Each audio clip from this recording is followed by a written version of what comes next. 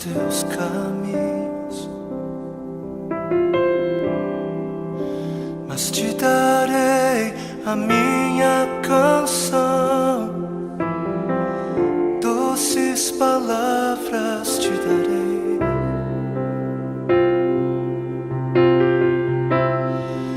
Me sustentas em minha dor, e isso me leva mais perto de ti, mais perto dos teus caminhos.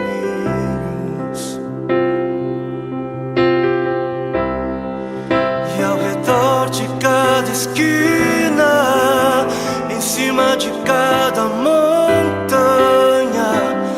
eu não procuro por coroas ou pelas águas das fontes. Desesperado eu te busco, frenético acredito que a visão da tua face é tudo que eu preciso, e eu te direi que vai valer a pena, vai valer a pena, vai valer a pena mesmo. Vou ler no telão para facilitar.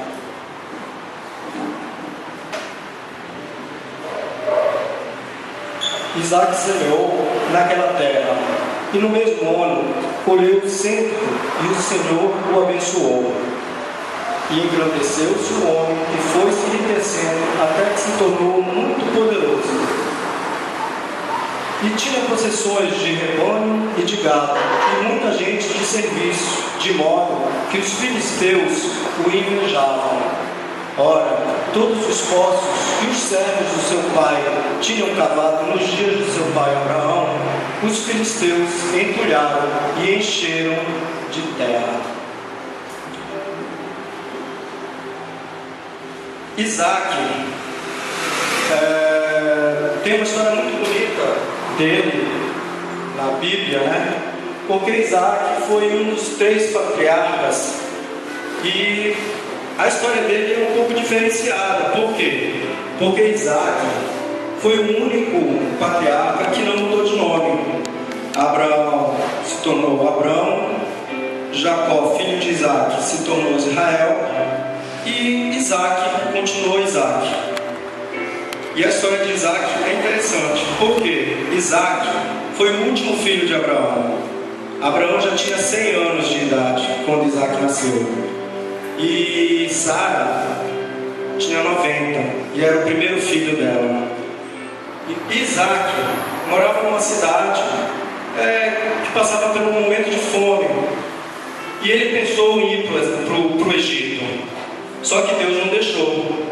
Falou para ele: Isaac, você vai peregrinar as terras que eu mostrarei e te darei do melhor.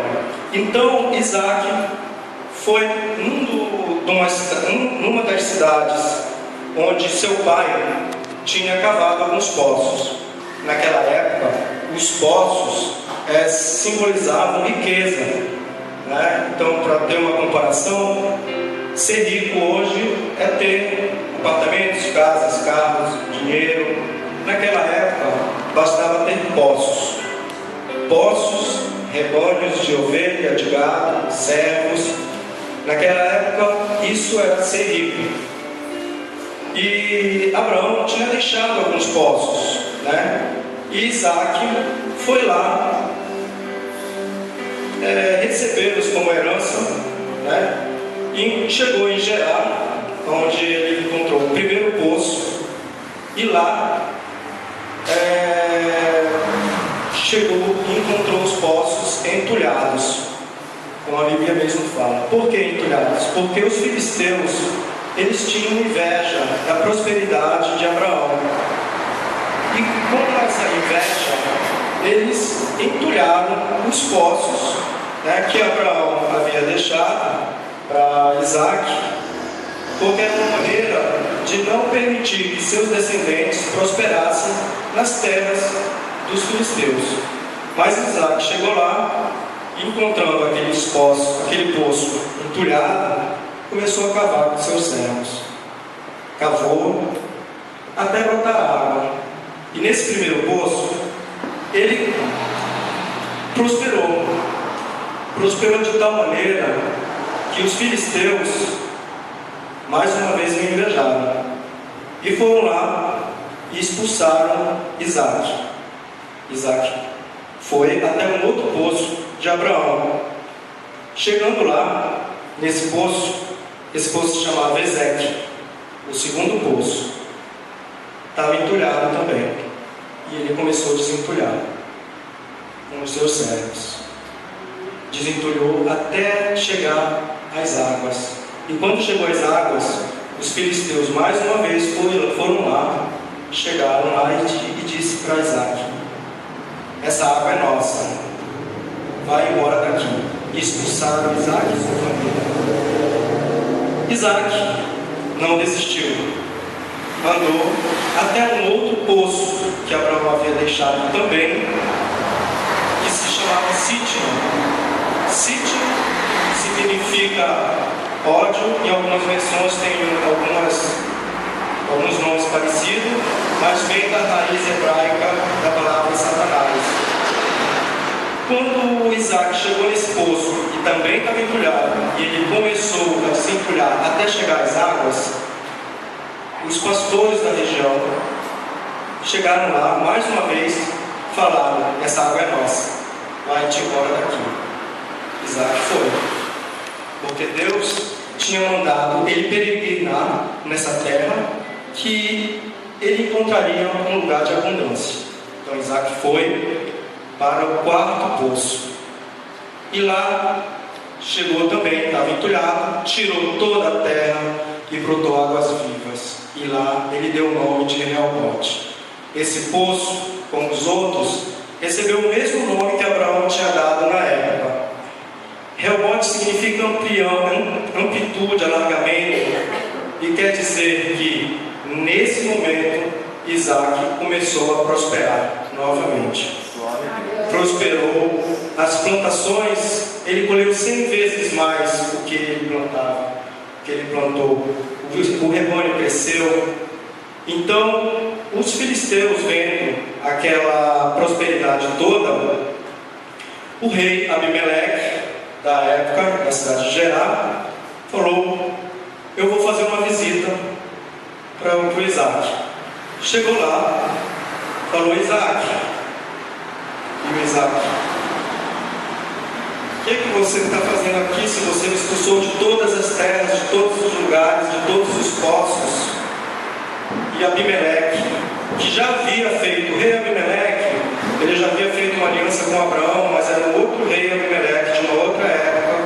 E o rei Abimeleque, da época de Isaac, já era outro, porque Abimeleque não era um nome próprio, era um título como Faraó no Egito, ou César em Roma. Então Abimeleque, em geral, para os filisteus, era considerado um título.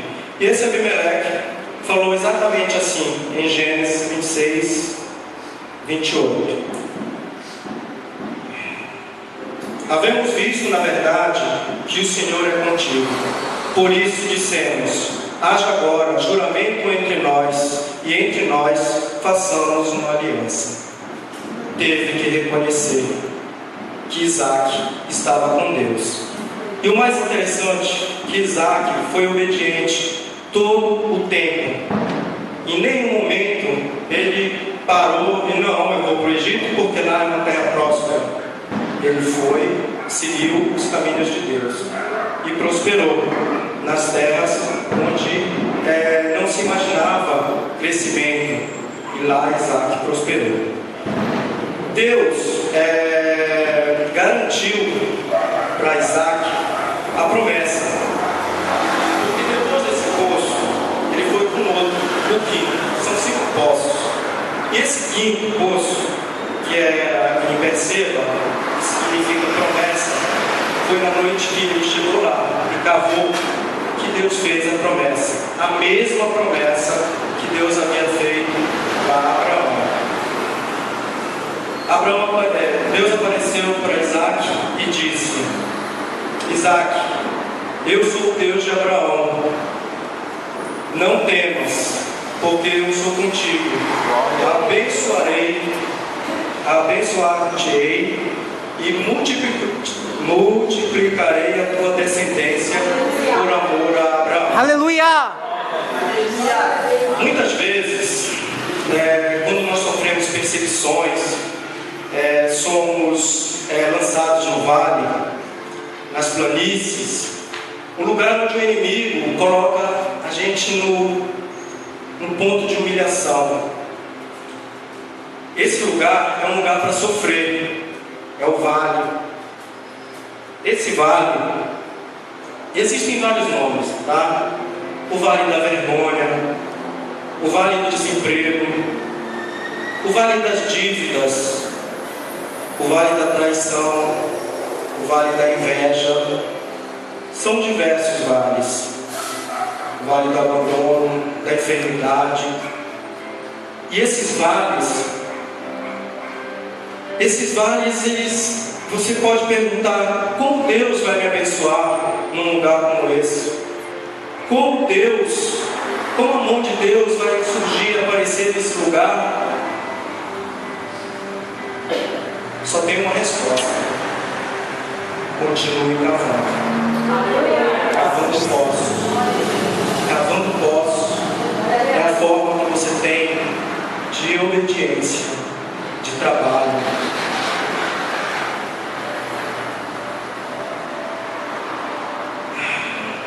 Aleluia! Aleluia! E essa água que brota, essas águas vivas, que brotaram de todos esses 5 poços, eles poderiam vir contaminados. Obrigado, estava precisando. Aleluia! Glória a Deus! Essas águas passaram por entulhos e elas poderiam estar contaminadas. Mas Isaac foi lá, retirou o entulho, purificou as águas. E foram essas águas que prosperou toda a descendência de Isaac. Aleluia, Jesus! Por isso eu falo para vocês: não bebam da água entulhada, da água do diabo, da água amargosa. Bebam apenas da água da vida, da água da prosperidade, da água de Deus. E continue cavando, não pare, nunca. Porque em algum momento na sua vida, um desses poços, em algum momento poderiam estar entulhados. Talvez você nem percebeu. Se o poço do relacionamento, o poço da família, o poço das finanças. Você já parou para pensar se um desses poços estão entulhados hoje? E o que você pode fazer para desentulhá-los? Para tirar esse entulho de dentro? Está na hora de cavar, gente. É muito trabalho que tem pela frente. Hoje você vai dizimar na casa do Senhor. E esse dízimo ele vai ser um pouquinho diferente. Essa oferta vai ser um pouquinho diferente. Nós vamos chamar esse dízimo e essas ofertas de o dízimo que irá desentulhar a sua vida, a sua igreja, porque a obra não pode parar. Aleluia! E é para isso que nós estamos aqui. Amém? Amém! Então baixa a sua cabeça. Senhor Deus, obrigado, Jesus, por ter trazido uma palavra tão linda para a tua igreja, para o coração da tua igreja, Senhor. Obrigado pela vida da Valéria, da Adriana, que dispõe de tempo quase que integral para te servir, Senhor. Senhor, multiplica na vida dos ofertantes e dizimistas da tua casa 30, 60, 90, 100 vezes mais. Jesus, querido Deus, traz a bênção para a vida de cada um dos ofertantes, Senhor.